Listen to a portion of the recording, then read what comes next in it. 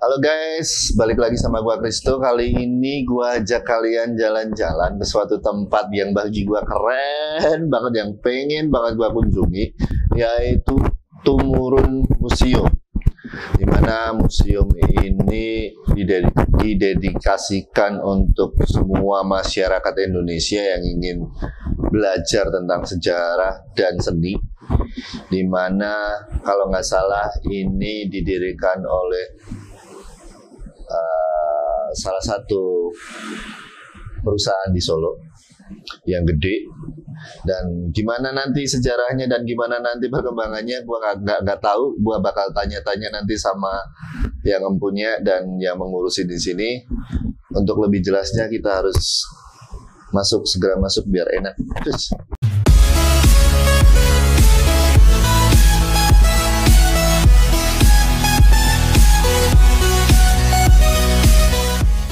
Oke, kita udah masuk ke museumnya.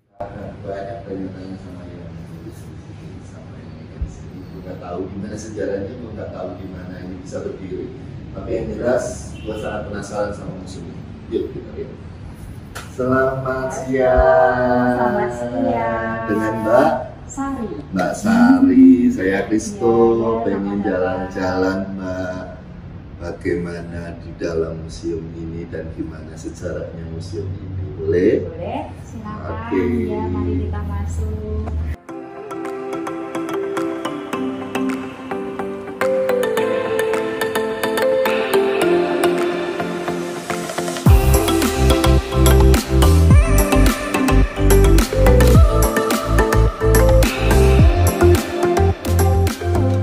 Wow. Sebelum kita masuk ke sana nih, Mbak, gimana sih sejarahnya Tumurun ini bisa berdiri museum? Ya, jadi Tumurun Museum itu tumurun sendiri dari kata turun temurun dari bahasa Jawa yang artinya kita mewariskan dari generasi lama ke generasi baru gitu.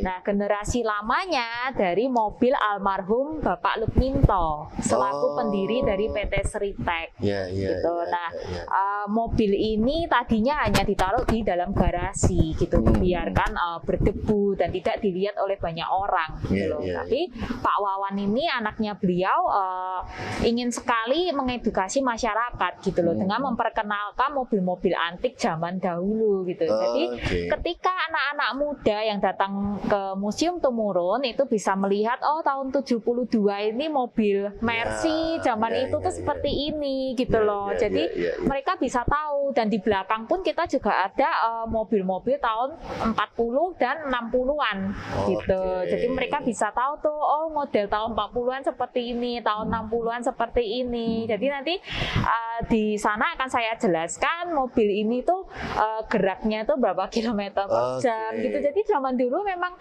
seperti becak sih ini kecepatannya. Jadi nggak secepat mobil-mobil zaman sekarang. Kenapa harus museum, Mbak? Kenapa harus mendirikan ini? Jadi sebenarnya Pak Wawan itu seorang kolektor yang suka mengkoleksi lukisan.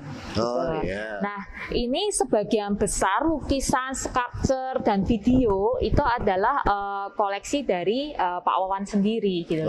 Koleksi pribadi ya? Koleksi pribadi. Jadi lantai 1 ini adalah koleksi contemporary art. Untuk yang lantai 2 adalah koleksi modern art gitu. Nah, kebetulan di lantai 2 ini kita ada special exhibition yaitu Sultan Agung dalam goresan S. Sujoyono gitu. Jadi kita ada pameran solonya S. Sujoyono. Iya. Keren. Dan gua terkesima dengan dalamnya ini, serius. Gila, keren. Jadi kebetulan ini adalah ikon dari Tumurun Museum. Ya, jadi patung yang tingginya hampir 7 meter ini merupakan ikon dari Arjok tahun 2016. Lalu kita beli, kita koleksi gitu patung ini.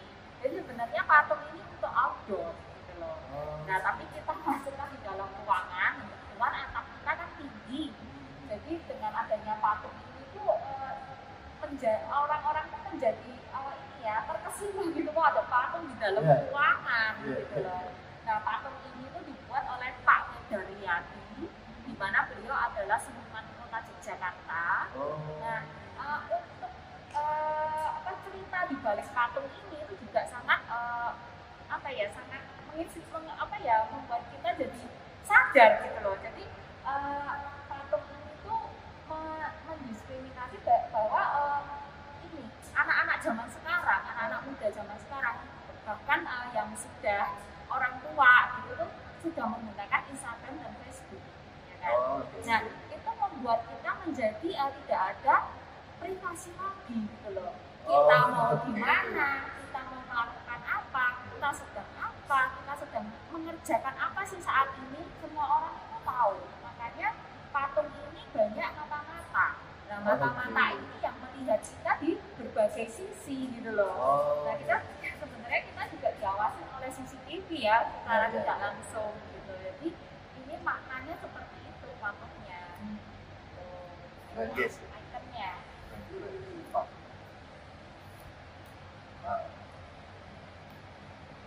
Berarti ini waktu beli dapat beli kayak ini kan?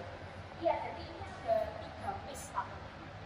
3 piece kemudian kita pasang di sini. Kalau yang ini 5 meter itu hanya 1 piece. Wow. Item itu banyak anak-anak yang foto di sini gitu loh, yang visitor kami banyak yang foto-foto di sini ya. Ini memang item kita sih favoritnya mereka. Untuk lukisan yang lain ini adalah dari pelukis-pelukis Padang yang sekolah di ISI Yogyakarta. Oh, ini karya-karya abstrak. Jadi mungkin anak-anak muda zaman sekarang itu kan kebanyakan lukisannya abstrak ya. Kalau orang-orang zaman dahulu, pelukis-pelukis zaman dulu itu kan kebanyakan kita kalau kita lihat kan banyak naturalnya gitu loh. Gambar manusia ya sesuai dengan wajah manusianya, pemandangan ya sesuai dengan gambar pemandangan seperti apa. Semua yang cantik, semua yang dilihat itu wow, keren banget, kok bisa ya, kok gambar kok bisa persis banget gitu. Tapi zaman sekarang anak-anak muda zaman sekarang lebih kepada abstrak dan full color. Gitu. Benar. Kalau kita lihat warnanya tuh benar-benar full color banget. Keren tapi. Wah, ini ada pixel artnya bendera Indonesia. Ini itu juga kebanyakan menteri yang datang ke sini, Polda gitu tuh sering banget foto di sini karena ini ya melambangkan Bhinneka Tunggal Ika. Jadi dengan warna mozaik dan merah dan putih ini itu menggambarkan keanekaragaman Indonesia dari budaya, bahasa, agama, ras, suku dan lain-lain itu tetap dipersatukan oleh kepulauan Indonesia yang ada di tengah ini gitu loh. Jadi memang kita berbeda-beda tapi tetap satu. Dan Pak Wawan ngebeli ini semua pasti tahu detail sejarahnya ya? Tahu, harus tahu. Jadi jadi harus ada penasehat juga penasehat yang selalu menasehati ini lukisan ini sejarahnya seperti ini gitu. Jadi harus tahu background dari senimannya masing-masing. Iya. Oh, keren nih guys. Ya, ini Yunisar. Seperti lukisan anak-anak tapi karakternya Yunisar pasti seperti itu. Jadi kalau kita lihat itu kadang apaan sih ini lukisan kok begini doang, anak gue juga bisa. Kadang-kadang orang tua yang kesini, Mbak, ini anak saya juga bisa buat loh gitu kan. Tapi sebenarnya dari karakter yang kita lihat, pelukis-pelukis itu memiliki ciri khas yang berbeda-beda gitu loh. Dan ciri khas itu menjadi identitas mereka gitu loh. Jadi ketika kita suka kalau kita latihan terus ya melihat karya seni, kita tuh secara tidak langsung bisa tahu loh, oh ini karya Yunisar tuh ini pasti karya Yunisar. Yang ini pasti karyanya Wedaryadi. Yang ini karyanya Mas Riyadi. Itu pasti ada karakteristiknya masing-masing. Punya ciri khas masing-masing setiap seniman ya. Wow. Nah Nah, ini Handi Wirman. Handi Wirman tuh pasti pakai resin yang kayak karet gini. Jadi beliau itu unik, Handi Wirman ini. Handi Wirman ini seniman yang suka berjalan di jalan raya. Terus dia pungut karet, pungut batu, pungut kapas. Dia uwel-uwel. Dia jalan sambil nguwel-nguwel. Terus dia ke studionya nih, tunjukin ke temennya. Bagus nggak? Lu buat apa sih? Buat apa sih lu sampah kayak gitu kan? Bagus nggak? Jelek banget. Kalau temennya bilang jelek, dia buat karya. Kalau temennya bilang ih bagus banget, dia buang. Jadi, gitu ya. Jadi dia kebalikannya gitu loh. Dia membuat sesuatu yang unik gitu loh, tapi menggunakan resin. Wow. Dan pasti 3D ya dia ya, lebih ke 3D ya. Kalau yang lain kan 2 dimensi nih. Iya, beliau lebih sering kepada 3D, tapi beliau juga bisa melukis. Oh, juga bisa. Iya, dan lukisannya juga seperti ini bentuknya. Wow. Gitu. Gua ternganga, baru kali ini gua ternganga dengan karya-karya yang keren-keren. Iya, karya-karya yang unik-unik. Wow. Ini ada Mas Riyadi, ini orang Bali, seniman Bali. Oke. Ya karakternya pasti ada karakternya. Beliau kalau bikin karya seni pasti ada seperti ini, oret-oretannya kayak sketsa. Kayak dia bikin sketsa. Oret-oretan ditulisin, dikasihin garis, dikasihin letupan. Oh iya, dan baru tahu aku Mbak, serius. Ini karakternya beliau. Oke. Gitu loh. Jadi lukisan sudah jadi dia oret-oret lagi. Iya. Dan selalu karyanya dia pasti ada oret-oretannya. Kayak apa ya? Kayak bikin sketsa di atas lukisannya dan sendiri. itu yang menjadi ciri khas beliau ya. Ciri khasnya beliau. Wow. Aku nggak bisa ngomong. Mana lagi nih kita? Mana lagi ya? Kalau ini grup Bandung sih. Kalau ini tadi kan orang kebanyakan pelukis Padang yang sekolah di ISI Yogyakarta. Nah, ini grup Bandung yang kuliah di ITB Bandung. Jadi kenapa Pak Wawan menggolongkan supaya para visitor yang datang ke sini itu tuh bisa tahu, oh kalau lulusan dari ISI Jogja itu karakter melukisnya seperti ini. Kalau Bandung seperti ini, jadi beda-beda gitu. Dan dia lebih banyak ngambil dari anak-anak yang masih kuliah atau? Enggak sih, udah go internasional. Iya, kita juga ambil yang masih kuliah juga, ambil S2 gitu-gitu kita ambil. Ya untuk mengapresiasi mereka. Gitu. Ini karya Arin Dwi Hartanto Sunario. Kalau tahu Pak Sunario, Selasa Sunario di Bandung dan Wot Batu lah, ini anaknya beliau. Pak Sunario tuh kebetulan seorang dosen juga, seorang desainer, seorang arsitek. Nah, anaknya juga menjurus ke seniman. Namun bapaknya itu lebih ke karya-karya natural karena ya udah senior.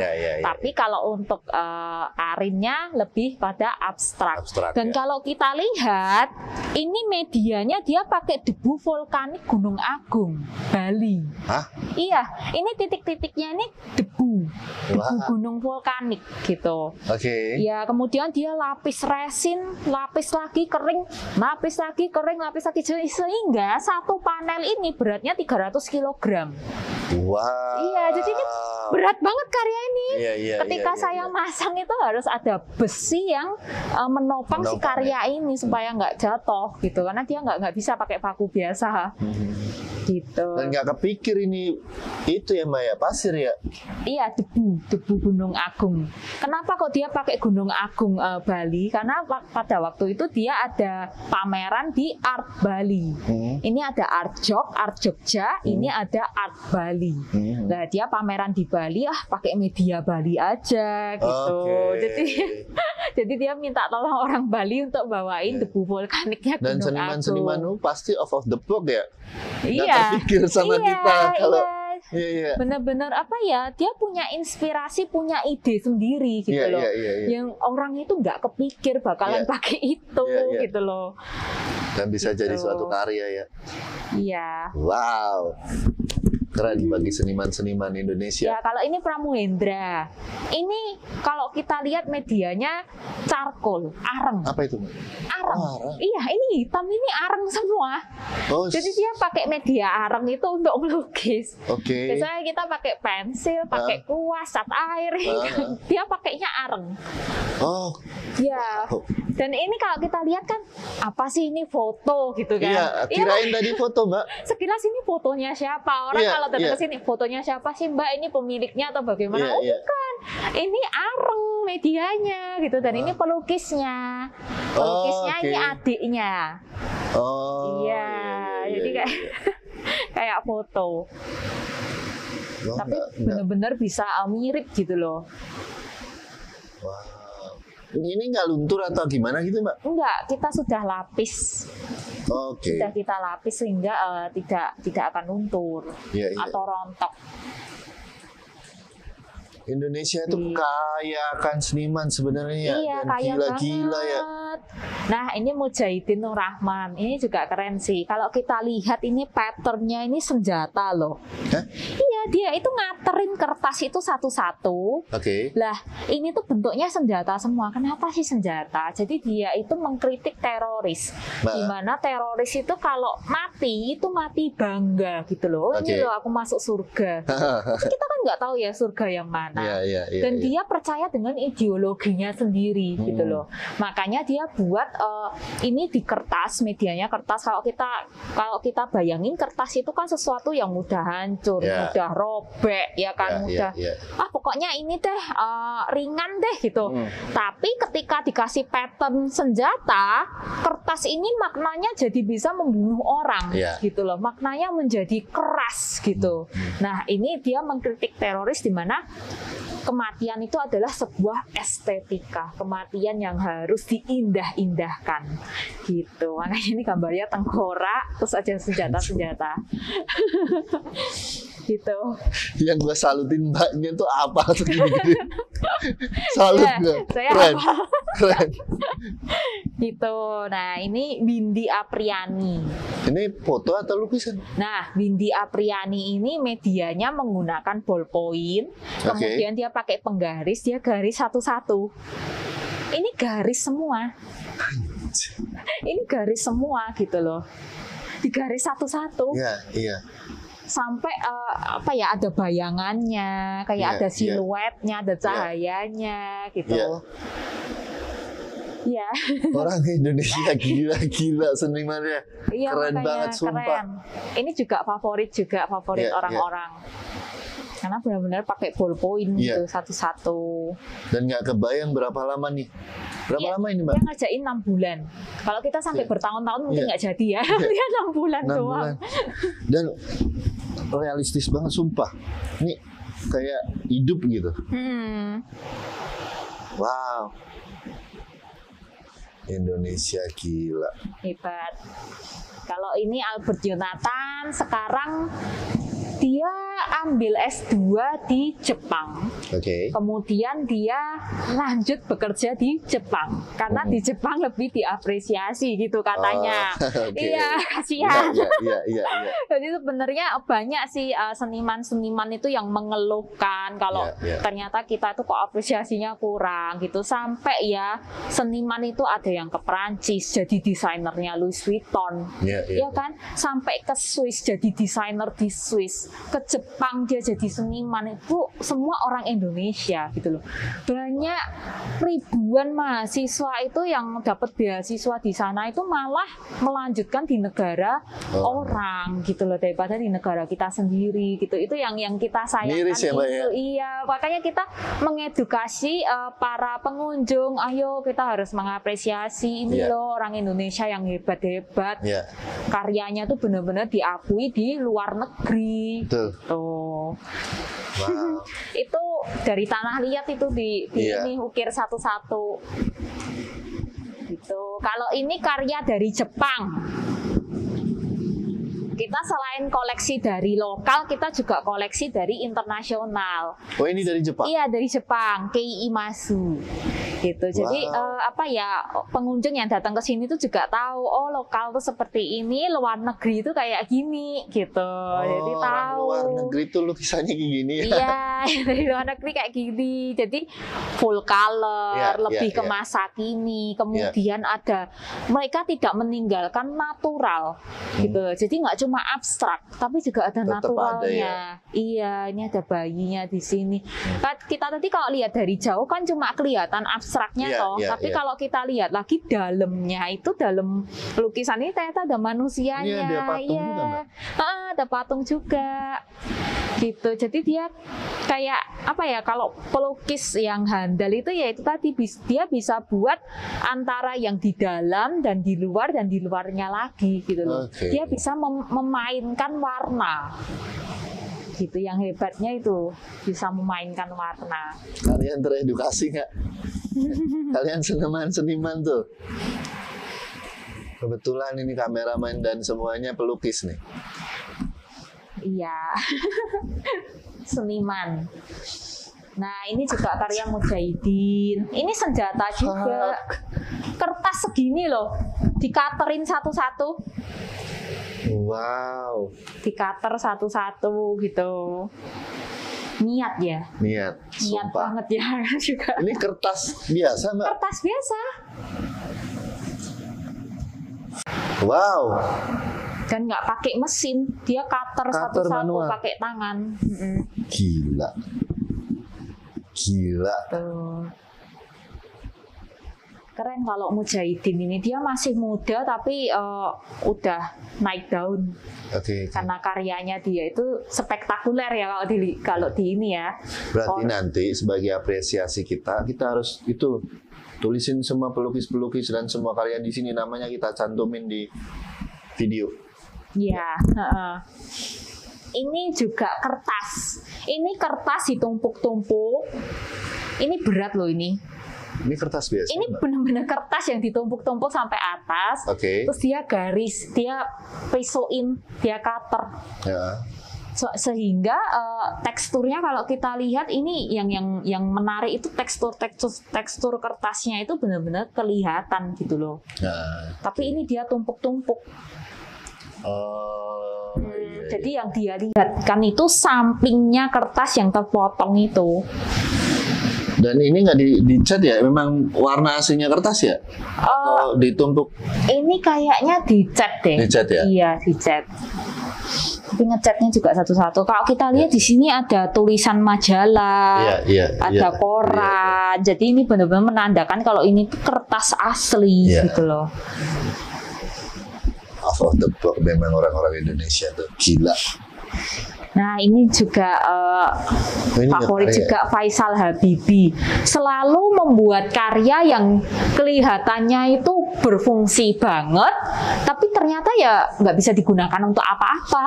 Gitu. Baru mau gua tanyain, ini fungsinya apa? Kayaknya bisa ditarik gitu. Iya, kayaknya buat pegangan juga enggak, plafon juga enggak, ini meja juga enggak gitu.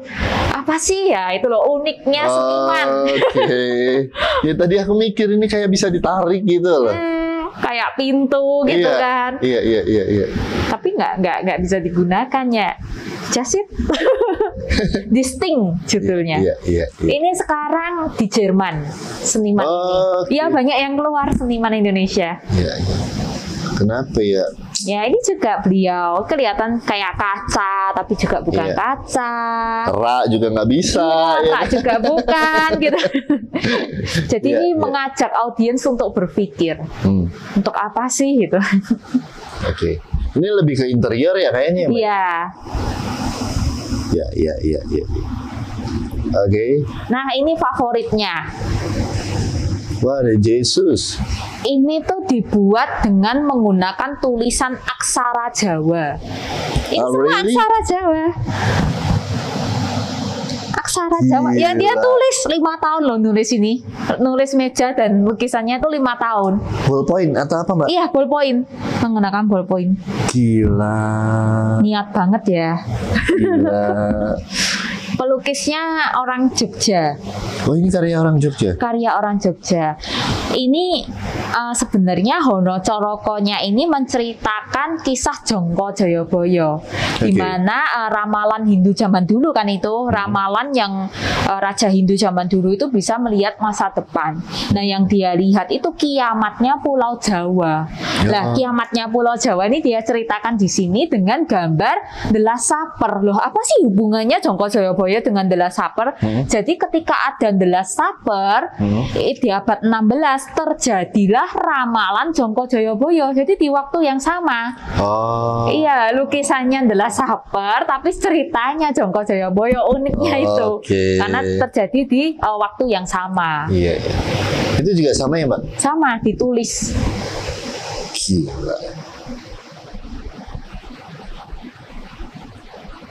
Tuh. Jadi ini satu set. Tadinya nggak mau jual senimannya, tapi karena kita bilang kita buat museum. Kalau buat museum nggak apa-apa gitu. Jadi kita koleksi terusan. Gitu. Karena dilihat banyak orang, dilihat banyak mata. Karena semakin karya itu dilihat oleh banyak mata, semakin karya itu terapresiasi. Betul. Gitu. Jadi nggak hanya ditaruh di dalam gudang atau di rumah. Betul. Berapa tahun ini tadi, Mbak? 5 tahun pembuatannya. Wah, ini atasnya nih. Ini lampu. Lampu juga. Kalau itu kanvas ya? Kanvas. Kanvas ya? Gila. Keren banget ini, sumpah. Ini keren banget, sumpah. Seandainya, ya kan? Mampu nggak buat 5 tahun? Kita sampai 10 tahun mungkin nggak selesai. Itu sama juga? Itu sketsanya. Oke. Ya, jadi beliau ada sketsanya untuk membuat. Ini satu set.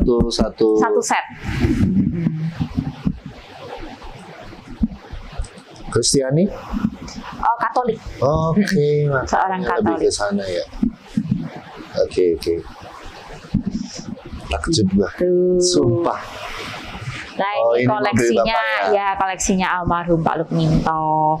Kalau kita lihat ini bening banget, Mbak. jadi kita tiap bulan itu ada yang kesini orang bengkel kita yang ngecek kondisinya ban, kondisinya catnya. Dan ini masih bisa nyala? Masih bisa nyala, tapi ketika sampai di museum, oli, aki, bensin itu kita keluarkan semua. Karena kan ini resikonya kebakaran. Jadi sampai di museum ini ya udah mobil itu tidak bisa dioperasionalkan. Dan semua ini orisinil? Original semua. Kalau kita lihat dalamnya itu joknya aja Pak masih pakai serabut kelapa, kan bau. Zaman dulu ini serabut kelapa dalamnya, bukan spon. Kalau kita sekarang kan nggak pakai spon. Sama becak masih cepet becak. Oh ya? Iya. Terus setirnya itu kalau kita tahu zaman dulu itu setir mobil itu berat banget loh. Kayak kita angkat beban. Belum power steering ya? Iya, jadi kemarin kita juga kedatangan komunitas VW. Itu VW lama-lama juga, VW Kodok itu lama-lama. Saya juga banyak belajar gitu loh. Karena ban ini sudah tidak diproduksi, harga satu ban itu bisa puluhan juta gitu. Iya, karena sudah nggak ada yang produksi dan kita ambilnya juga dari luar. Kayak gitu banyak belajar dari mereka. Terus setirnya itu beratnya minta ampun gitu. Terus ini apa? Giginya masih ada di samping itu. Iya. Dan nggak ada spion gitu. Oh iya ya, baru sadar. Spion VW aja. Ada sih spion VW itu di depan itu kan ada VW juga kita bulat tapi buatan Ikhwan Nur Jogja. Itu kemarin kita ada komunitas VW, mereka cerita ini ratingnya aja itu nggak pakai lampu loh Mbak. Pakai apa Pak? Ini loh telinganya jepat di atas gini. Di sininya tuh kayak ada telinga gitu yang jepat gitu. Itu rating artinya gitu. Oh iya. Jadi saya juga belajar gitu dari komunitas. Oh iya Pak ya. Lucu-lucu. Zaman dulu itu mobil. Ini peleknya aja masih kayu. Kita udah pakai besi kan, ini masih kayu besi. Ini kayu ini. Wow. Kayu. Apa gila ya koleksinya ya? Ini Dodge. Mobil Dodge. Ini udah berapa tahun tadi tuh? Ini kayak dari tahun 40-an tuh. Bapak belinya? Bapak belinya ya mungkin tahun 2000 gitu. Wah. Koleksi. Ya cari-cari beliau. Langka loh ini, Mbak. Langka banget. Langka. Gila. Amazing. Amazing. Nih.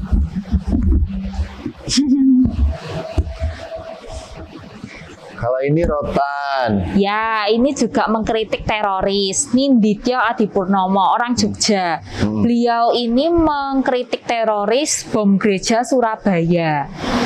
Nah, bom gereja itu kan kemarin dulu dilakukan oleh sekeluarga ya, kalau nggak salah ya, sekeluarga. Makanya ini dia bikin juga 6 kepompong. Jadi ini tuh sebenarnya bentuk kepompong rotannya. Iya, nggak kan kalau ini kepompong. Jadi ini sebenarnya kepompong. Kenapa sih kok kepompong? Lah, si Nindityo ini ngomongin ini seperti proses metamorfosa kupu-kupu. Gitu, dari ulat, kepompong, kupu-kupu. Nah, teroris itu diandaikan dia lahir jebrot, itu maunya langsung masuk surga, tidak mau melewati proses kepompong. Proses kepompong ini kalau Nindityo bilang proses manusia, Mbak. Proses manusiawi di mana kita itu harus menjadi berkat, menolong orang, membantu orang, gitu kan. Tapi si teroris ini nggak mau. Aku maunya manusia langsung masuk surga, gitu loh. Nggak mau proses kepompong. Nah, padahal proses kepompong ini kalau di metamorfosa kan proses yang sulit bagi kupu-kupu, gitu loh. Nah, ini makanya jadilah kepompong ini di sini. Dan nangkep aku, sumpah, Mbak, kalau nggak diterangin. Iya, nggak kebayangkan kalau ternyata itu, gitu. Gila, keren. Nah, ini karya Filipina. Oh. Iya, jadi ini celurit. Si celurit ini dikumpulkan dari beberapa desa. Nah, dia bilang kalau anak-anak zaman sekarang tuh kalau lulus kuliah kan nggak ada tuh yang saya cita-citanya mau jadi petani loh, itu kan jarang. Makanya petani itu di Indonesia sekarang udah jarang banget gitu loh. Makanya dia ngumpulin celurit dari berbagai desa, kemudian dia jadikan sayap. Sayap ini lambang Asia. Gitu. Ini dia kumpulin. Ini asli celuritnya yang dipakai warga untuk bertani. Gila. Tuh, ini juga mujahidin. Kebetulan Bapak suka mujahidin sih. Iya, suka mujahidin. Ini makanya karakternya kan benar-benar patternnya itu senjata semua. Terus peti, ada tengkoraknya. Ya itu kematian adalah sebuah estetika. Dan dia selalu mengangkat itu ya? Iya. Atau pas kebetulan satu tema waktu dibeli? Enggak, selalu mengangkat itu kalau mujahidin. Iya, dan karyanya tuh beda-beda. Ini lemari. Iya, jadi ini sebuah lemari. Ini kan ada logo-logonya. Nah, ini ngomongin kalau teroris. Teroris itu sebenarnya ya mereka hanya memuja logo-logo manusiawi gitu loh. Sehingga mereka percaya dengan ideologinya sendiri gitu. Mereka melupakan Tuhannya mereka yang menciptakan mereka bagaimana sih menjadi manusia yang benar gitu loh. Nah, itu sampai manusia itu terkadang lupa dan justru malah menyembah logo-logo ini, logo-logo manusia. Iyalah, itulah teroris ya, menyembah ideologi yang salah. Dalam banget loh ini tadi. Dalam banget. Terus jadilah kematian adalah sebuah estetika. Dan lagi hanya sebuah kertas tapi gila.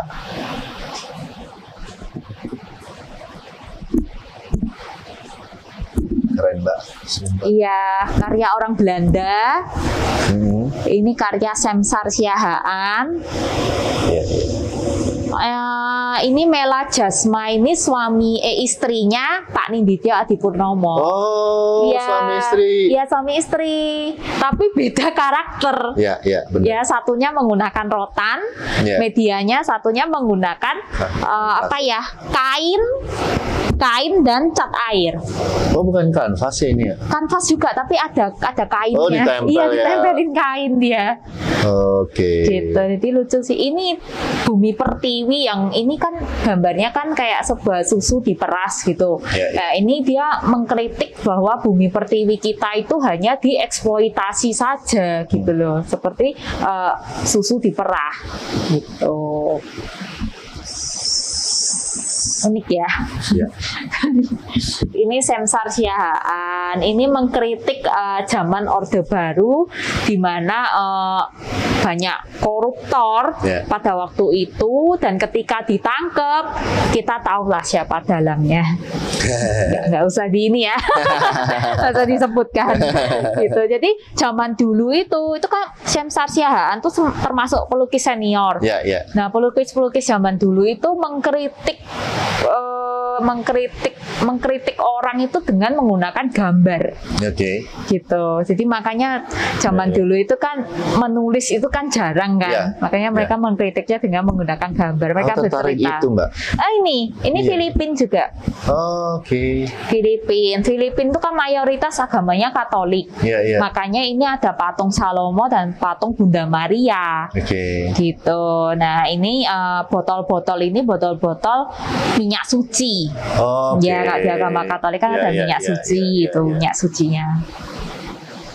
Gitu. Dikumpulin jadi satu gitu ya, Mbak. Ini FX Harsono, seorang dosen ITB.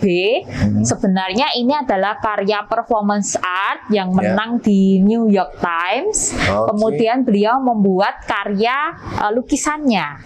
Gitu. Nah, ini beliaunya di gambar ini. Nah, ini performance artnya itu dia ngomongin ini diskriminasi nama Chinese di Indonesia tahun 90-an.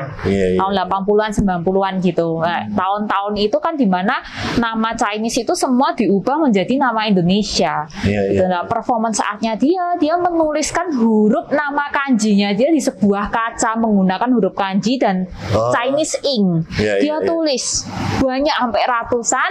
Kemudian dia semprot dengan air. Lah, kalau namanya tinta kena air kan pasti luntur.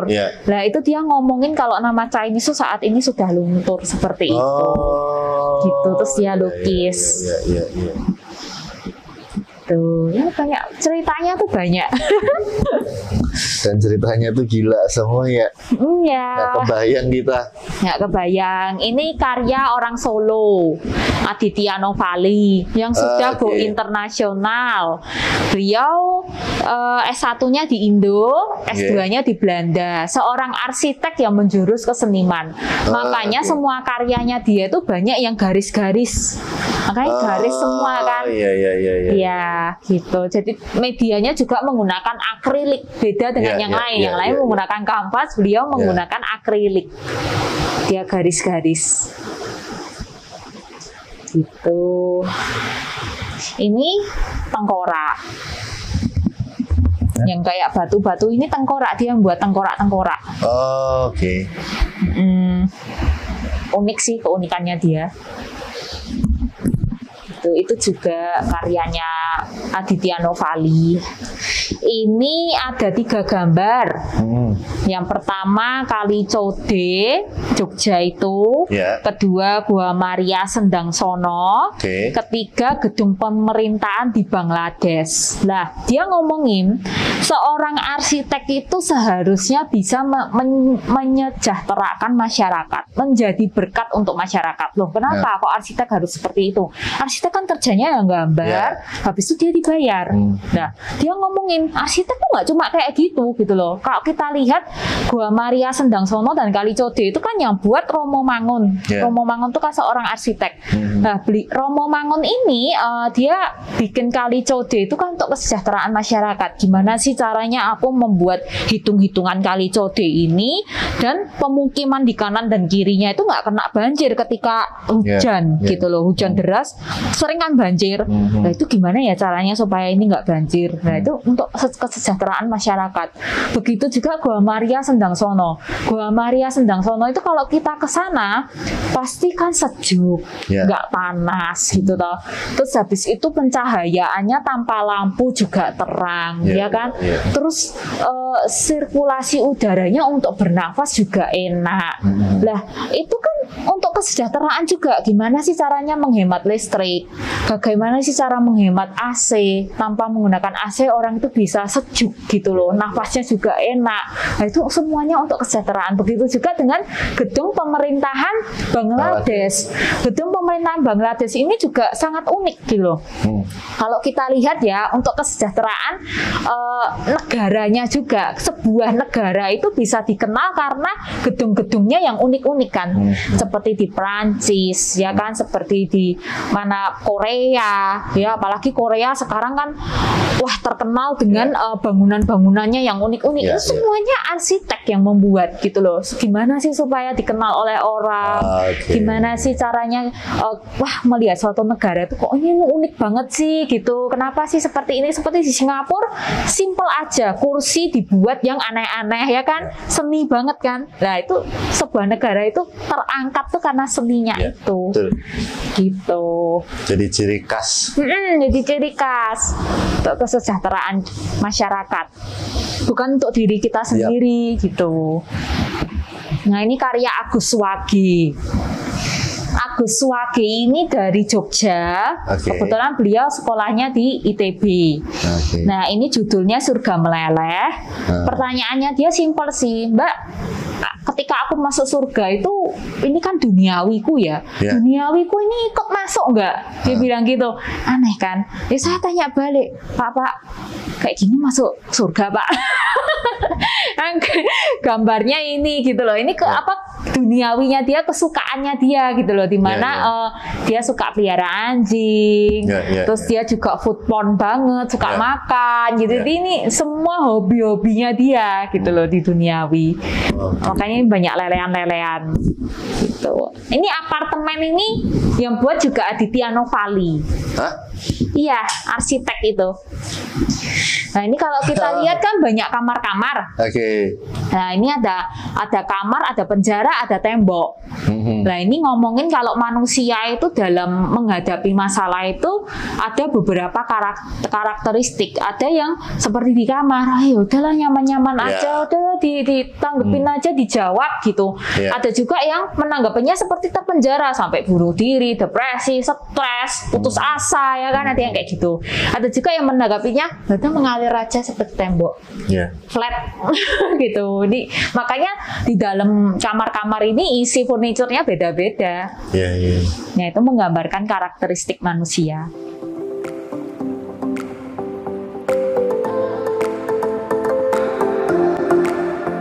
Ini Mbak Melati, iya, ini fotografi Mbak Melati.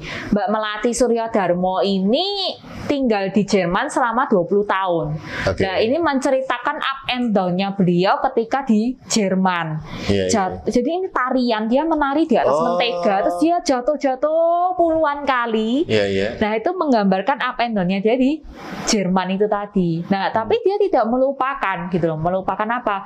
Mentega ini kalau kita lihat kan makanan khas barat. Kemudian kostumnya dia yang seksi dengan high heels-nya dia yang warna merah itu kan barat banget. Tapi dia tidak melupakan Indonesianya dia dengan tarian kecaknya dia. Iya, dengan rambutnya dia yang hitam. Ya kan dia nggak warna rambut. Terus dia juga memiliki kulit yang sawo matang. Itu kan Indonesia. Jadi ini Indonesia dan Jerman gitu loh ceritanya. Gitu. Keren sih ini karya Mbak Melati. Orang Solo juga. Iya, banyak loh orang Solo yang ini. Solo guys. Iya. Ini Eko Nugroho. Eko Nugroho ini pernah menjadi desainernya Louis Vuitton. Orang Jogja. Dengan warna-warnanya dia. Kalian yang bangga pakai LV, orang Indonesia yang desain. Iya, orang Indonesia yang desain. Iya, kayak gini karyanya. Abstrak ya? Abstrak full color. Dia pernah buat scarf, itu cuma keluar berapa edisi aja. Hanya 20 edisi kayak gitu-gitu, sampai yang beli itu rebutan. Enaknya kalau seniman udah punya nama tuh tinggal goresan tinta dikit aja, sold out dia. Betul. Ini karya anak Bandung ITB. Ini foto Mbak? Bukan, ini lukisan. Oh iya. Ya kalau orang bilang kok kayak foto, padahal lukisan. Ya apa ya, teliti banget sampai benar-benar menyerupai aslinya. Betul. Oh cewek ya? Iya. Makanya telaten, rapi. Tuh, ini karya Handi Wirman yang tadi saya bilang uwel-uwel sampah, tunjukin temennya. Ini cuma dari sampah-sampah aja. Tapi resin dia buatnya. Ada spon, ada plastik, ada batu, ada batang kayu, ada kain. Nah kalau yang ini tuh menceritakan kehidupannya beliau. Jadi beliau itu kan dari Padang, kemudian ke kota Jogja itu kan untuk kuliah diisi. Nah dia sampai hari ini dia masih mempertanyakan, aku nih di kota Jogja ini mau jadi apa sih gitu. Dia sampai nggak tahu tujuan hidupnya dia gitu. Makanya si karya ini ngambang, nggak nyentuh langit-langit juga nggak nyentuh lantai gitu loh, ngambang di tengah. Nah batunya itu dianggaplah dia, kemudian di atas batu itu kan ada kain. Lah kainnya itu zaman dulu kalau orang merantau itu kan pakai kain, terus apa bungkus pakaiannya pakai kain, dipikul itu menceritakan dianya gitu. Lah karya yang di belakangnya adalah karya Kei Imazu tadi. Oh Jepang tadi ya? Iya yang Jepang itu karakteristiknya kan gitu-gitu, bisa kita tahu. Nah ini kita masuk pada special exhibitionnya kita, Mukti Negriku, Perjuangan Sultan Agung melalui Goresan S. Sudjojono. Jadi kita buka di bulan Agustus kemarin untuk memperingati kemerdekaan Indonesia, di mana Mukti Negriku ini menceritakan kisah peperangan Sultan Agung yang dilukis oleh S. Sudjojono atas permintaan dari Gubernur DKI Jakarta tahun 72, yaitu Bapak Ali Sadikin.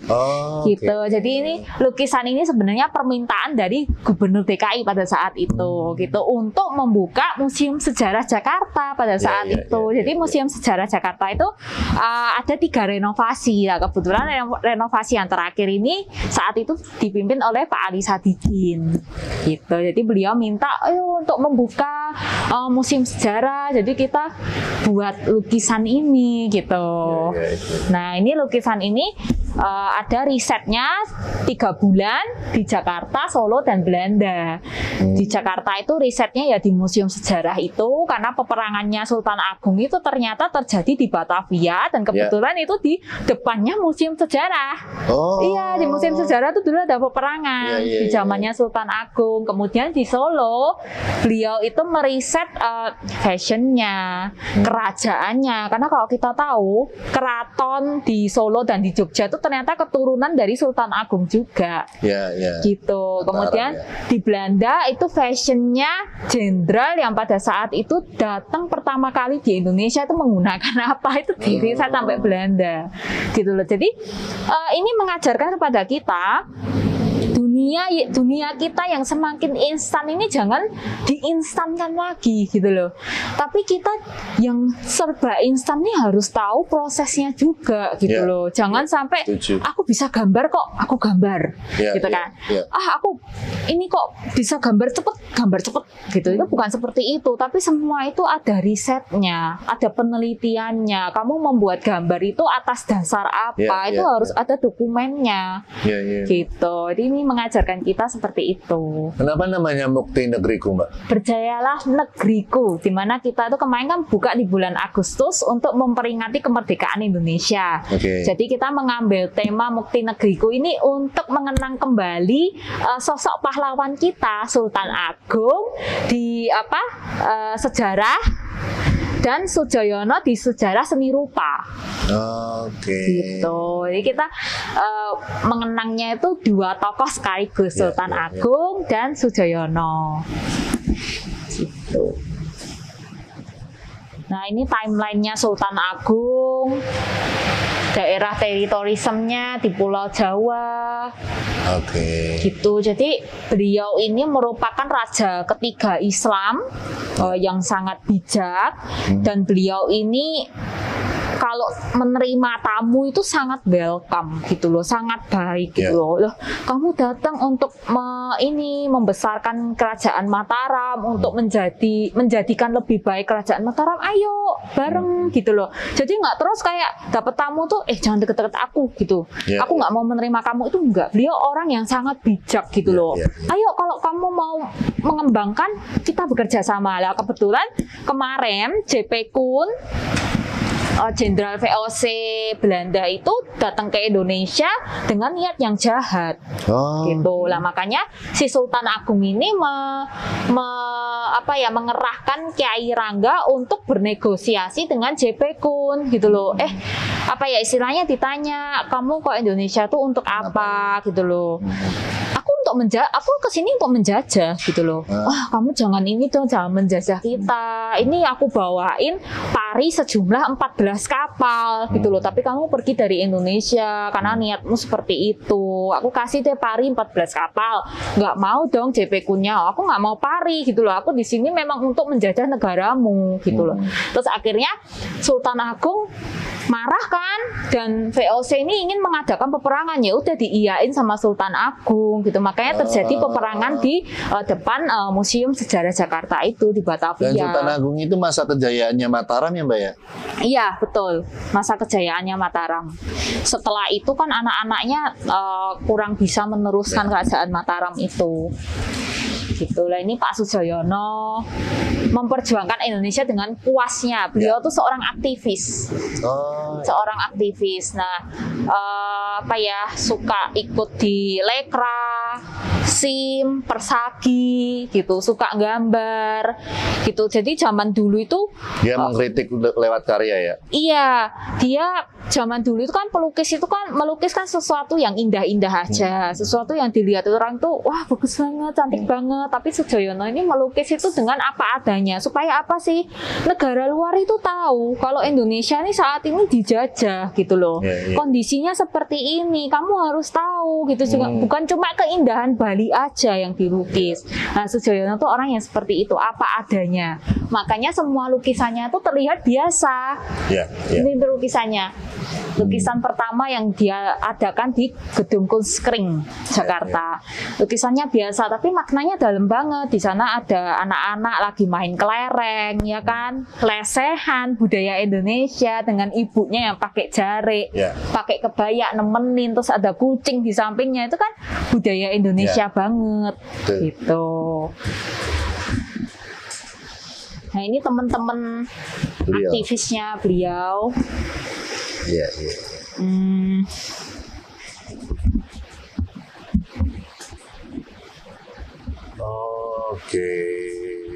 Ini beliau Sudjojono. Jiwa ketok atau jiwa tampak itu semboyannya beliau. Jadi melukis sesuatu itu dari hatimu, dari jiwamu, bukan hanya sekedar aku bisa menggambar lalu menggambar aja gitu, bukan. Tapi semua dari kepribadianmu. Kenapa Bapak memilih tokoh beliau, Pak? Pak Wawan. Nah, kebetulan kita ada 17 Agustus. Terus seniman satu-satunya, kalau menurut kami satu-satunya seniman yang memperjuangkan Indonesia gitu loh. Dari menggunakan lukisannya beliau. Nah, itu satu-satunya beliau. Jadi beliau ini kebanyakan lukisannya mengenai perjuangan Indonesia. Iya, kalau kita lihat di internet semuanya kebanyakan perjuangan Indonesia. Gitu, untuk meraih kemerdekaan itu. Banyak kok lukisannya dia yang tentang penjajahan. Nah, ini foto-fotonya. Ini. Iya, ini komunitas. Ini gedung perpustakaan, pameran. Jadi orang zaman dulu tuh, orang lokal itu kalau mau pameran tuh susah banget, sampai dia cari-cari perpustakaan gitu untuk pameran. Karena apa? Di gedung Kunskring ini hanya orang hanya orang internasional yang boleh pameran di situlah istilahnya. Nah, kebetulan pada saat itu ada orang Belanda yang ke perpustakaan, kok ternyata orang lokal juga menghasilkan lukisan yang bagus. Terus akhirnya boleh pameran di gedung Kunskring. Lukisannya yang dia pamerkan ini dan menang lukisan ini, kelihatannya kan biasa banget gitu. Tapi menang. Tahun 1938, Mbak. Iya, makanya. Iya. Nah, itu teman-teman komunitas semua. Yang pojok sendiri itu merupakan majalah yang beliau tulis dan lukis. Zaman sekarang kan pakai Instagram, tinggal upload, ketik, ya kan, komennya apa, mentionnya apa gitu. Bisa nge-tag orang. Nggak, zaman dulu nulis sendiri, melukis sendiri. Betul. Dan hampir tiap hari beliau melukis dan menulis. Karena beliau sendiri seorang guru. Beliau punya kayak komunitas itu untuk mengajarkan kepada anak-anak. Nah, ini perjanjian Bapak Ali Sadikin dengan Pak Soejoyono. Jadi lukisan Sultan Agung itu dulu dijual sejumlah 5.500.000. Hah? Zaman dulu 5.500.000. Iya, zaman dulu mungkin sudah MM-annya itu ya. Dari 7,5 juta. Oke. Dan ini didapat dari keluarganya Pak Soejoyono yang merawat ini semua. Jadi kita pinjam kalau ini. Ya, kalau untuk dokumentasi dan itu ada topi, ada sepatu, itu semua dari keluarga kita pinjam. Dan masih terawat ya? Iya, masih terawat. Wow. Ya. Jarang loh. Ini berarti udah berapa puluh tahun loh? Iya. Masih terawat loh. Nah, ini tahun 74 Ratu Elizabeth dan Prince Philip pernah mengunjungi Museum Fathahillah dan melihat lukisan S. Soejoyono. Ya, lukisannya 3x10 loh. 3x10 dan beliau buat sketsanya. Ini gimana ya nanti span-ramnya, perkuatannya itu beliau buat. Dan pada saat itu kanvas yang 3x10 kan nggak ada. Dia pesan dari Berlin. Wow. Itu kan keren banget. Dan yang kita sayangkan saat ini kan lukisan ini hampir 50 tahun. Kita mau mencagar budayakan lukisan ini gitu loh. Tapi karena banyak dokumen yang harus dikumpulkan, jadi ya saat ini masih proses gitu loh. Terus sekarang lukisan itu di mana? Di Museum Fathahillah Jakarta ini. Oke. Oh, ini ya.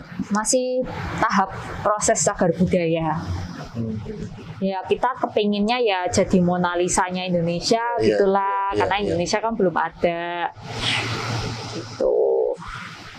Wow, keren. Sejarahnya yang keren. Ini nanti saya hidupkan TV-nya, proses restorasinya aja. Oke. Ini benda memorabiliumnya, sepatu, jaket, semua masih asli. Dan yang unik ini pasportnya. Pasportnya itu masih ditulisin bentuk muka lonjong, oval, warna matanya coklat tua. Paspor zaman dulu kayak gini loh. Keren. Iya, lucu banget. Wow. Ada kartu golongan darah. Terus beliau suka merokok menggunakan pipa ini. Dan aku kemarin juga baru tahu ya dari keluarga, ternyata ini kan pipanya ada rantainya, ada merah, ada biru. Itu berasal dari mainannya anak-anaknya, mainan anak-anak. Iya, terus dia dirangkai di pipanya gitu. Terus anaknya bilang, Pak, pipanya banyak yang bagus, kok pakai yang kayak gini gitu kan. Loh, ini bagus ini. Wah, beliau seringnya pakai ini. Pakai yang ini. Dia buat sendiri. KTP zaman dulu. Ya, KTP zaman dulu. Nah, ini sketsanya. Wah, ini maestro. Ya, sketsanya itu dari cara duduknya Sultan Agung itu dilukiskan. Dia riset, dia baca buku. Karena zaman dulu kan nggak ada foto. Jadi beliau itu menggambar lukisan Sultan Agung itu berdasarkan deskripsi dari buku sejarah. Ini apa mukanya oval atau matanya tajam, itu semua dibaca dari deskripsi buku sejarah. Nah ini ajudan, ada ajudannya, terus topinya yang beliau pakai, kostumnya, batiknya itu semua digambar. Ini ajudannya itu bawa apa aja itu ditulis. Ada yang bawa ayam, ada yang bawa rokok, ada yang bawa tombak, ada yang bawa apa ya kayak tempat untuk meludah zaman dulu. Terus banyak kok. Bahasanya apa nih, Mbak? Bahasanya ada Belanda ya? Ada Jawa, ada Indo, ada Inggris, campur-campur. Karena kebetulan beliau itu istrinya orang Belanda. Oh. Iya, jadi beliau bisa bahasa Belanda karena istrinya. Iya.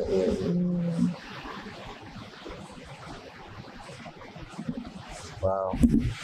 Nah ini cara duduk di kuda, kemudian itu apa sorbannya yang dia gunakan. Hanya dari pertama riset baca ya, terus dari membaca. Iya, dan sampai kudanya pun itu ada tulisannya ya, kudanya itu keturunan apa itu ditulis. Iya, jadi bukan kuda-kuda lokal, kuda-kuda hadiah dari siapa gitu. Kudanya kan gede gitu. Yang beliau bermaksud menceritakan semuanya lewat gambar ya, kayak bikin komik gitu ya? Iya, kayak bikin komik. Iya.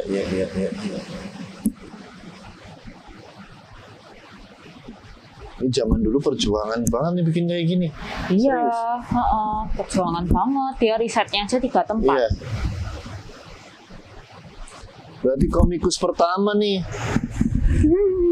Iya kan? Nah ini 31 sketsa ini semuanya itu mengenai peperangan. Karena Pak Soejoyono tuh pada waktu itu tuh kan belum pernah ya lihat peperangan, gimana cara memukul orang, bagaimana caranya memegang tombak terus tombaknya dipukulin ke orang, bawa pedang itu gimana itu kan nggak tahu. Jadi dia pakai teman-temannya dia sepulang kerja, ayo ke sini yuk ke studioku, kamu pegang tombak, kamu pegang pedang gitu, terus kamu pura-puranya mukul. Semuanya itu gambar teman-temannya gitu. Jadi modelnya teman-temannya semua harus dia gambar. Gitu. Perjuangan. Iya, jadi ya benar-benar nggak sembarangan sih. Kayak aku bisa ngelukis ya, aku ngelukis tuh enggak. Semuanya pakai riset, dan orang yang perang di dalam lukisan itu juga dijelaskan. Ada orang Bali, ada orang Chinese, ada orang Jepang, semua dijelaskan. Gitu.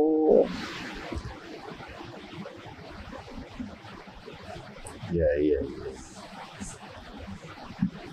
Iya, hampir mirip kayak dia mau bikin komik tapi era Sultan Agung. Mahal banget ini pasti sekarang. Nah ini bivak-bivaknya kayak benteng-bentengnya dulu waktu Belanda bersembunyi, istirahat, semua sampai sandalnya tuh lukis mereka pakai sandal apa waktu itu. Ya komik banget ya. Dia bikin sketsa tapi sketsanya itu bagus gitu loh. Iya. Dan zaman dulu udah ada itu ya. Oh ini ballpoint biasa loh. Iya, ballpoint.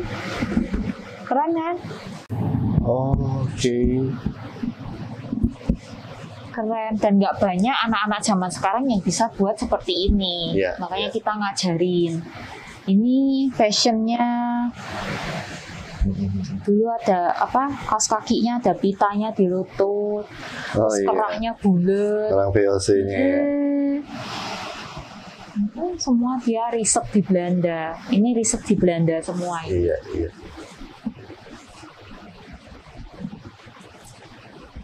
Ini fashionnya orang Jawa, batiknya apa, krisnya itu taruh di mana. Nah ini pertemuan antara J.P. Kun dan Kiai Rangga, negosiasinya. Keren lagi. Ya kita bangga loh punya Sultan Agung dan Sujoyono. Bangga banget Indonesia tuh. Ya. Punya tokoh-tokoh yang benar-benar memperjuangkan Indonesia. Ini karya beliau. Ini flipbook. Nah, flipbook ini tujuannya supaya kita sebagai pengunjung tuh bisa tahu, oh ini batiknya batik apa? Batiknya Sultan Agung. Okay. Oh, batik barong. Batik barong itu artinya apa? Gitu. Terus ini para ajudannya itu bawa apa? Gitu. Terus ini tiang perang kok ada orang Balinya, itu dijelaskan semua. Terus gedung yang terbakar itu gedung apa? Gedung Matahila. Terus ini rompinya Sultan Agung kenapa berbeda dengan sketsa, itu semua dijelaskan. Karena rompi-rompi yang di lukisan itu kan rompi-rompi peperangan. Perangannya. Rompi untuk perang. Tapi karyanya sendiri ini karya siapa? Ini print. Oh, Ini okay. print. Ini kita print. Ini stiker ini. Stiker yang kita print. Gitu. Kalau karya aslinya tetap di Jakarta. Oh, ini dibalik semuanya nih. Tim pamerannya. Kita kemarin pembukaan dibuka oleh Pak Erlangga, Pak Nadiem Makarim, Pak Hima Farid, Pak Ganjar, Pak Gibran, Pak Lili Utama. Tuh.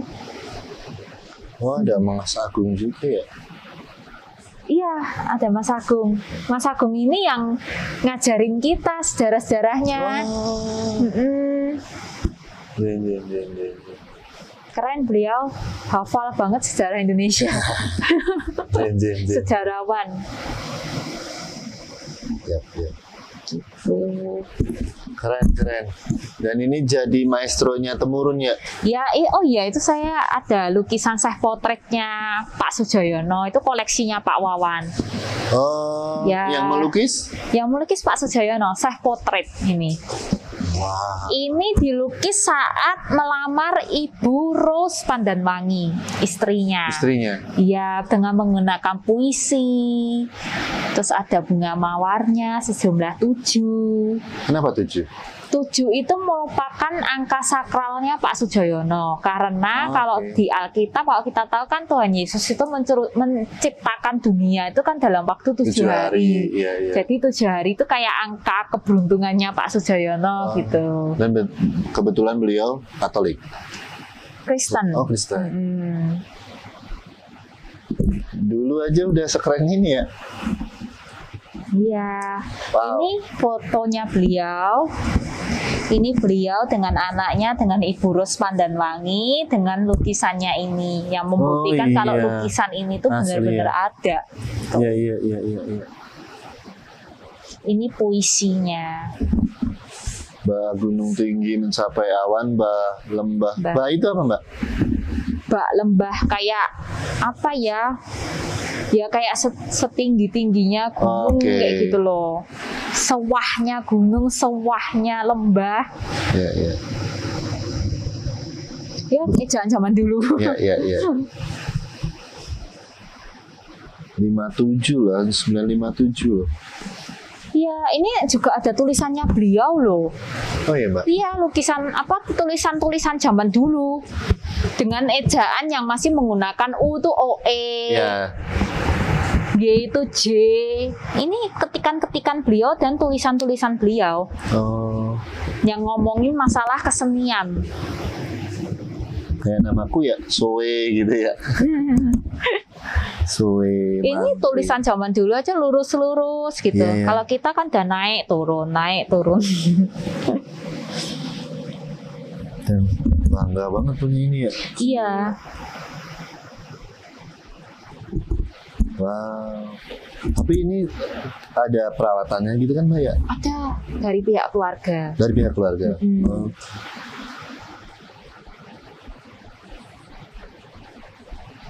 Terus keluarga beliau sekarang stay di mana ya, Mbak ya? Di Jakarta? Keluarga Pak Sujoyono Iya. di Jakarta. Oh, di Jakarta. Ibu Rose Pandanwanginya masih umur 93 tahun ini. Oh, wow. Iya. Jadi masih ada keluar istrinya Pak Sujoyono. Wow. Masih 93 tahun. Iya, 93 tahun. Keren kan? Nah itu beliau yang suka bercerita mengenai Pak Soejoyono dan kayak klarifikasi lagi lukisan ini benar-benar dulu dilukis oleh Pak Soejoyono apa enggak, itu dari Ibu Rus Vanderlangi semua. Itu tuh keren banget sih. Kan saat ini banyak tuh yang membuat lukisan-lukisan palsu, apalagi kalau udah maestro dan orangnya nggak ada, itu kan banyak yang bikin palsu kemudian dijual mahal. Nah ini dari pihak Soejoyono ini kebetulan ketat banget, keluarganya juga sangat peduli banget dengan lukisan bapaknya dan nggak mau ada lukisan palsu bapaknya. Ya jadi setiap kolektor yang mau koleksi pasti tanya ke pihak keluarga, ini beneran lukisan Pak Soejoyono bukan? Keren sih. Yang aku salutin kenapa temurun ini mengangkat ini gitu, yang out of the box saya tuh gini Mbak, jarang sekali orang seperti ini gitu loh. Iya sih ya, itu tujuannya ya untuk mengedukasi, itu kembali ke sana, mengedukasi lagi. Salut. Iya kok hatinya sampai gitu. Iya kadang banyak orang yang bertanya seperti itu. Dan nggak sedikit loh ini, serius. Ini mengeluarkan banyak banget loh ini. Gila ya man. Dan kalau benar-benar nggak dari dalam hati, benar-benar tulus, nggak mungkin kayak gini. Iya, apalagi kan saat ini sekolah pun bayarnya juga tinggi gitu. Kenapa sih bikin tempat edukasi harus bayar lagi? Udahlah kita buka untuk umum, biar masyarakat itu belajar seni, mengapresiasi bagaimana sih cara mengapresiasi, bagaimana sih cara masuk museum yang baik. Kan ada aturannya. Kita selalu briefing di depan dulu sebelum visitor itu masuk ke museum. Tidak boleh menyentuh karya seni, menjaga jarak, kemudian mengambil gambar itu tidak boleh menggunakan flashlight. Itu kami ajarkan di sini. Jadi ketika mereka ke museum yang di luar sana, bahkan luar negeri, mereka tuh sudah tahu gitu loh. Oh ya, tidak boleh menyentuh karya seni. Kadang orang-orang kan gemes gitu ya. Ini apa sih, pinginnya tuh nyolek-nyolek gitu loh. Itu kita ajarkan. Gitu. Keren. Aku penasaran sejauh mana dalamnya, pengen Pak Wawan kok sampai kepikiran segini. Hebat loh ini, serius. Hebat ini. Gila memang. Dan ke depan mau apa lagi Mbak? Ke depan kita ada pameran lagi sih di bulan Maret, tapi masih dirahasiakan untuk pamerannya. Oh, jadi ini cuma beberapa bulan? Ya, hanya 6 bulan. Oke. Ada pergantiannya supaya masyarakat yang datang ke sini juga tidak merasa bosan gitu. Kok ini aja, tapi kita juga mengadakan rolling. Gitu, kita adakan pameran yang tentang baru. Indonesia juga. Masih rahasia. Oh, masih rahasia. Masih rahasia. Iya. Yang penting masyarakat tuh memiliki hati untuk mengapresiasi seni. Itu aja sih dari kita. Keren. 6 bulan ke depan ya? Iya. 6 bulan ke depan. Ini Februari sudah ini. Terus Maret kita ganti. Oh, Maret ini ganti. Jadi beruntung. Iya. Masih bisa melihat pameran Mukti Negriku. Iya. Makanya teman-teman yang belum hadir ke Tumurun Museum, itu kami sangat berharap teman-teman tuh bisa menyaksikan atau melihat lagi, mendengarkan cerita Sultan Agung, kemudian pelukis Soejoyono. Kalian juga harus bisa dan harus tahu mengenal pelukis-pelukis maestro Indonesia yang sangat hebat-hebat ini. Dan karyanya keren-keren. Kalian kalau nggak datang ke sini rugi, serius. Penyambutan ramah, semua detailnya hafal. Wah, gila memang. Aku nggak bisa ngomong. Keren pokoknya. Dan ditunggu untuk karya selanjutnya. Iya, siap. Nanti pasti saya info. Jadwalin sih ya, waktu opening lagi apa gitu, bikin penasaran soalnya. Memang bikin penasaran. Karena off the box, jadi nggak kepikir aja sampai segini. Ya. Oh, aku kira kalau ini udah kelar, udah stay di sini gitu. Ternyata masih ada rolling perubahan. Oke. Dan itu bakalan rutin terus ya, Mbak? Rutin terus. Oke. Ganti-ganti 6 bulan, setiap 6 bulan. Nggak sedikit loh, Mbak. Iya. Ingin memberi edukasi. Ya, waktu, tenaga, pikiran itu kita kerahkan untuk masyarakat itu mengenal seni. Itu aja sih. Karena kan Solo ini kan kota budaya dan seni tapi justru budaya dan seninya tuh banyak yang tidak dikenal gitu. Setuju saya kalau itu. Kayaknya kita harus mengenal lagi lah. Apalagi batik itu sangat digemari oleh orang luar negeri. Bahkan orang luar negeri kalau kesini belinya batik gitu loh. Tapi kita sendiri kok malah nggak pakai batik gitu. Kadang itu sih nggak mengenal lagi.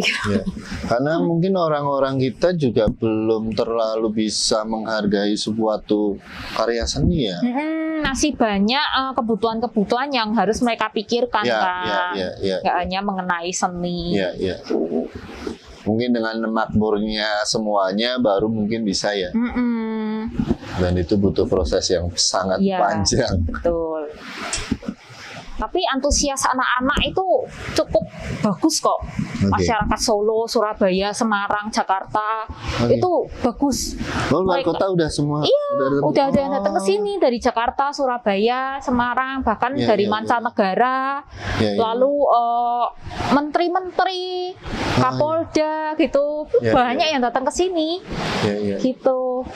Aku penasaran sama bola ini tadi loh, Mbak. Ini VW. Hah? VW, tapi VW-nya bukan VW beneran ya, aluminium yang ditekuk menyerupai VW. Iya, yang buat Ikhwan Nur.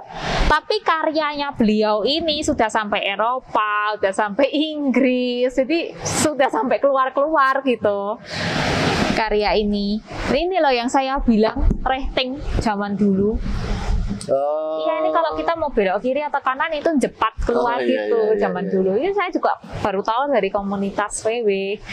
Dan banyak orang tua, nenek-nenek, kakek-kakek itu nostalgia, Mbak, ini dulu zaman saya pacaran nih pakai kayak gini gitu. Malah mereka cerita. Gitu. Nggak kepikir aku bisa ditekuk-tekuk kayak gini. Kalau ini, Mbak, Tisna Sanjaya. Ini kemarin pamerannya di Galeri Nasional Jakarta.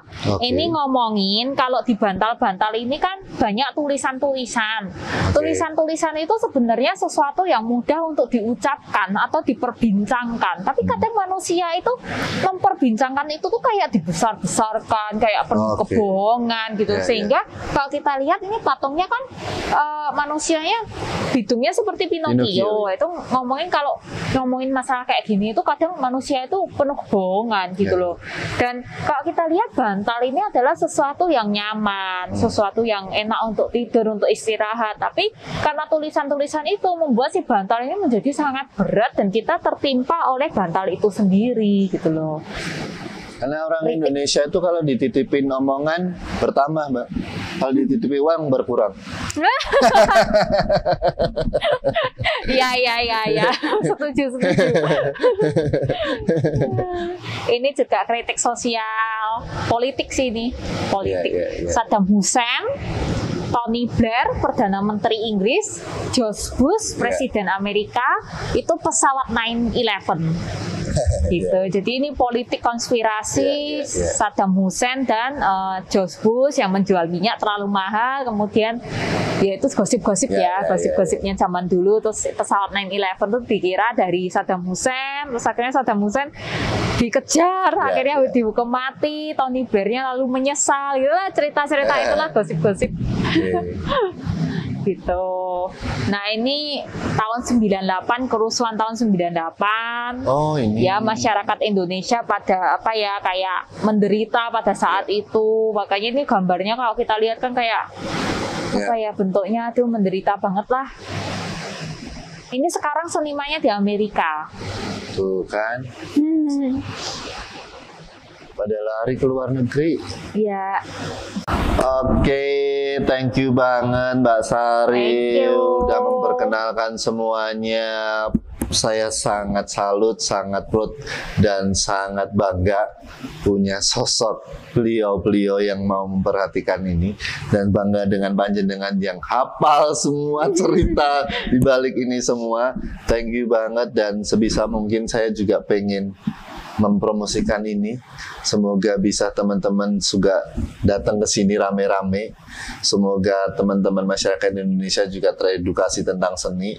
Saya berterima kasih banget. Saya bangga banget bisa bertemu panjenengan, bisa melihat ini semuanya. Sama-sama. Matur sembah nuwun, Ya, Mbak terima Sari. kasih atas kedatangannya. Sami-sami. Ditunggu kembali kedatangannya ke Museum Tumurun. Ditunggu undangannya untuk karya-karya berikutnya.